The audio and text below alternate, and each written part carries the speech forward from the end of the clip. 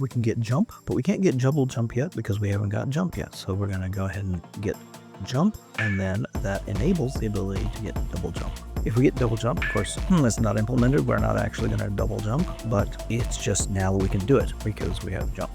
We can't yet get splash or poison gas because we haven't yet got slime ball. So let's get that one, and then suddenly we have the ability to get poison ball and splash. Get splash, it gives us splash, but that's it. If we get poison ball, we now have the ability to get poison gas. Okay, we're going to learn how to do that today.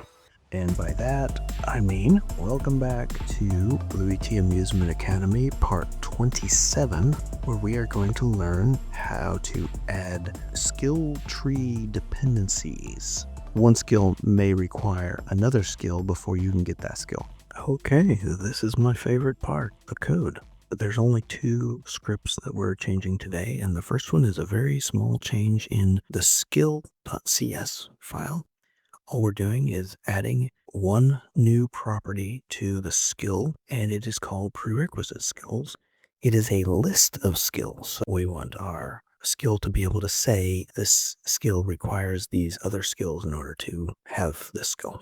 Okay, so let's move on to the bigger script, PlayerCharacterMenu, and there are several changes here. The first thing is there's one new property at the top called connections drawn. It is a Boolean default to false. We're just going to say, once we draw the connecting lines between the prerequisite skills, then we don't need to redraw them because they become part of the interface. And so we just draw them once, and this is how we keep track of that. Let's get this over. So in the open close player character menu method, this is when you press the C key and it opens or closes. It's doing one more thing besides just the open and close. It's going to check if the connections are drawn, and if they are not, then it will invoke the method draw connections. Now, the reason it's not just running the method normally instead of this invoke is because the very first time you open the character menu, it is not ready. Some of the values, or pretty much all the values in like the position and the size of the skill tiles are not set yet. They happen in that first frame that the menu is open. If we're trying to use those numbers to calculate that early, it won't work. So we say invoke this 1/10 of a second later.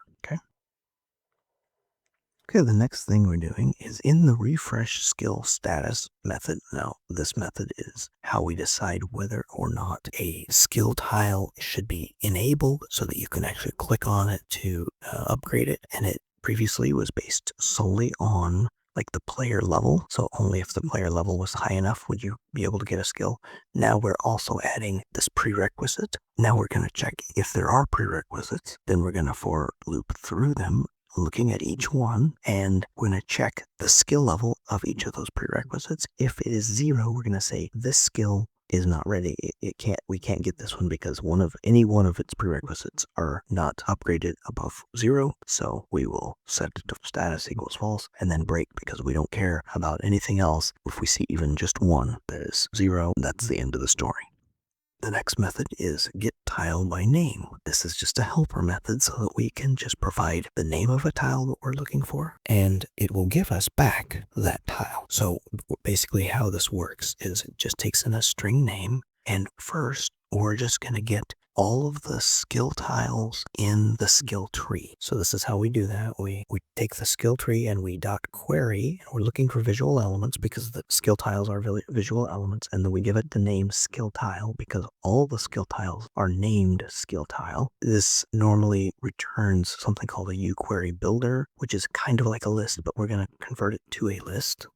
And then the list type has this method on it, first or default, which allows us to just find the first one that matches a particular condition. So we're going to look for the tile in that list where it has a label on it, and the label's name is skill name. So this is where the name of the skill lives. And then we're going to say the text of that label is the name that we're looking for. And this will always just return one skill tile. I guess it could potentially return null if there is no skill tile with the name that we gave. But the names where we're getting the names is from the same list where we created the tiles. So it shouldn't be a problem.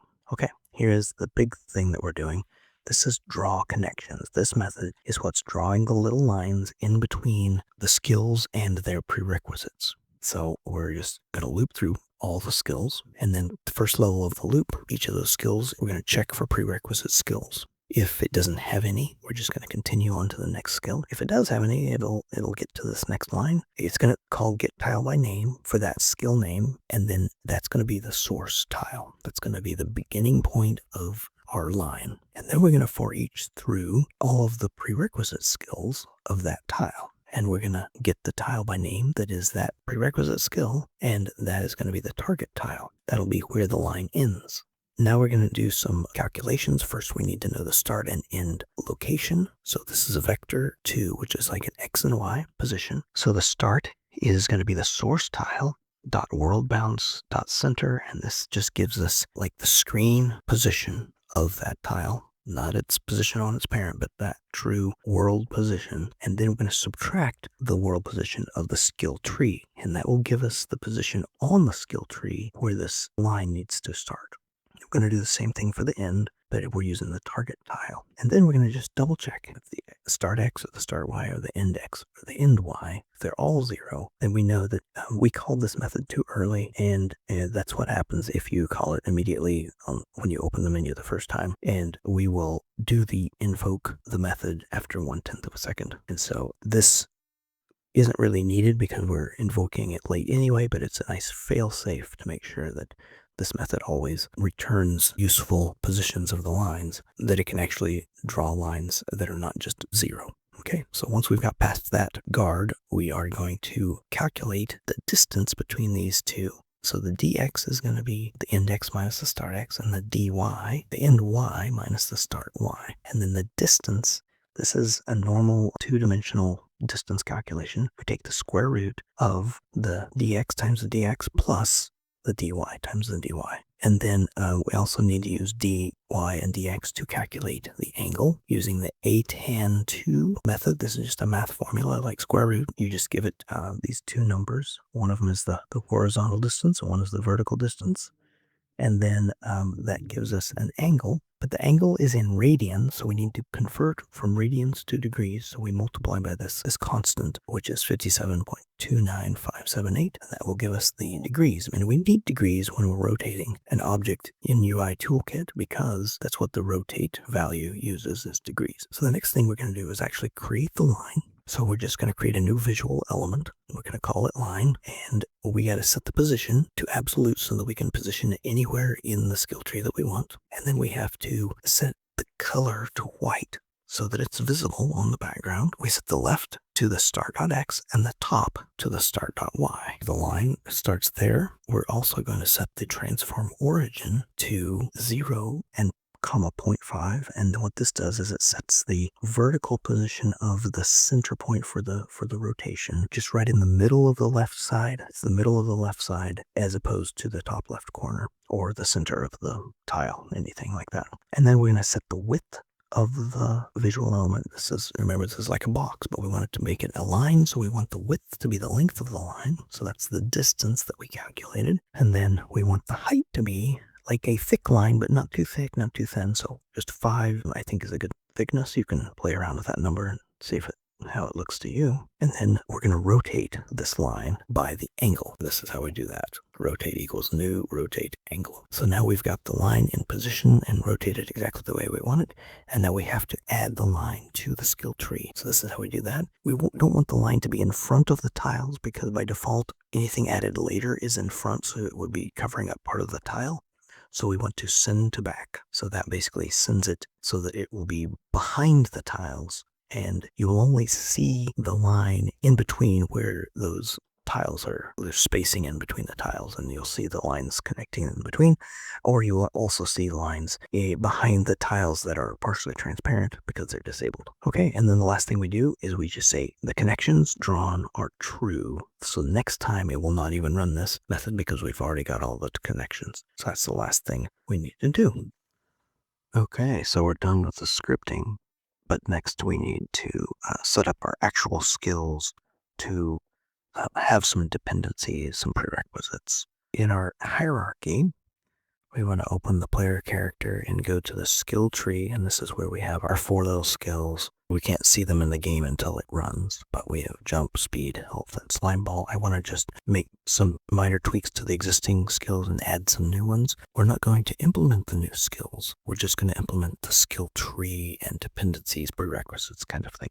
Okay, we're looking at the jump skill. It is row 1, column 1. That's fine. Speed is row 1, column 2. Actually, I want to name it sprint because that's the actual name of the skill. Okay. Health is row 1, column 3. And then slime ball is row 2, but I want to make it column 2 instead of column 1. Okay, I'm going to go back to duplicate slime ball. And I'm going to move this one up above slime ball, and then I'm going to rename it double jump. Now, this isn't that we would ever necessarily have a double jump skill in a slime game, but you never know. This is about the skill prerequisites, not about the actual skills. So this is going to be row 2, column 1, and it's going to have a prerequisite of the jump skill. So we want to add a prerequisite and then drag in the jump skill. So you can't learn how to double jump until you've learned how to jump. And the next thing, we're going to go to slime ball and duplicate. And this one is going to be called splash. This is going to be row 3, column 1, and it needs to have a prerequisite. So we'll add a prerequisite, and its prerequisite is slime ball. So this is like, let's say whenever your slime ball hits something, instead of just stopping right there and doing a little bit of damage to that one, if it's an enemy that hits, it will do like a splash effect. So it could hit multiple enemies or hit someone, even if it misses and hits the ground next to them, cause an area of effect damage.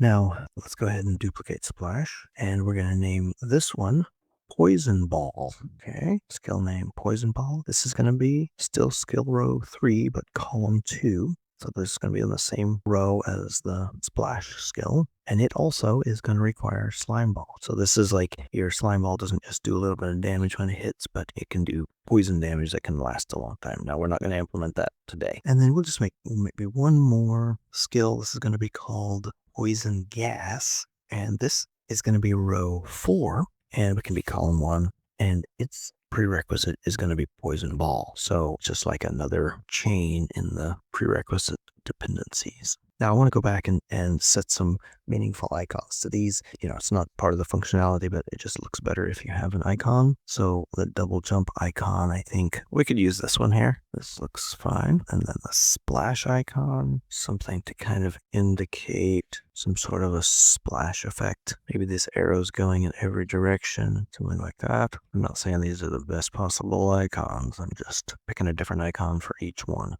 Poison ball, I didn't find really a good one, but I think this one maybe is as good as anything for poison ball. A little circle with an X. Okay, and then poison gas. I'm just going to pick an icon for poison gas that just kind of looks like a cloud. See this one?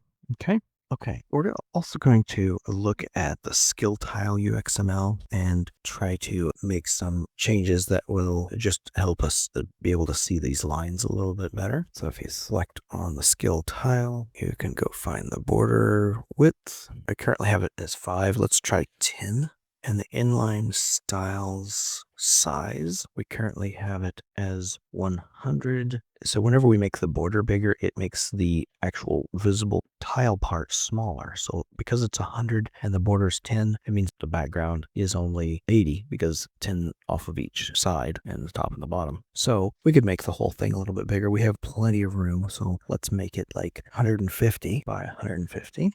Now, if we go into the skill tile in the triangle down and we go to the skill name label, some of our skill names may be longer now than the others, so we want to make sure that they display correctly. We want the width of the skill name to be at least to the edge of the background. And if it goes beyond that, we want it to wrap. So let's go to inline styles on here, looking for the text icon and then wrap. Here is called no wrap. Like by default, it doesn't wrap at all. So we're going to use normal wrap. So if it hits the end, it would go over the edge. It will wrap down to the next line. And we want our size. The size is auto. I'm afraid it will just let it stretch out over the edge of the parent. So I'm going to say the width. So 150 minus 20 is 130. I think that's about right. And the height, just let it wrap as many times as it wants so it can be visible. Probably 100's more than enough. And you can tweak your numbers, because if you don't want your icons that big, or you want them,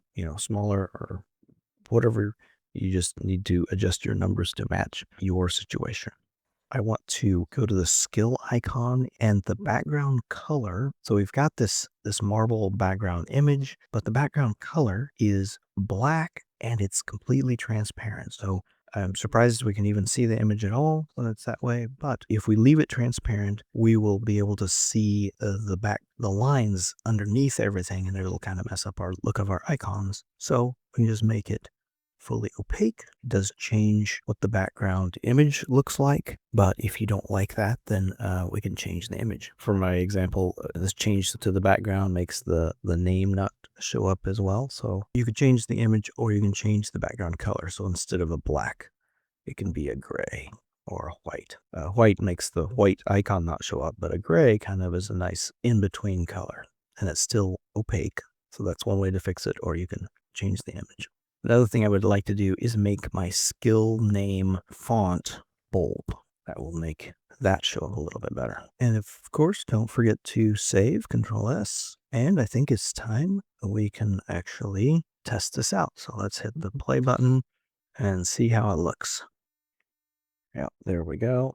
And then we're going to hit C to see the character menu. And there is our new and improved skill tree. We've got 8 skills: a health, sprint, jump, double jump, slime ball, poison ball, splash, and poison gas. And we can't actually get any of these skills yet because we don't have any skill points. So let's go ahead and close the menu and go get some experience.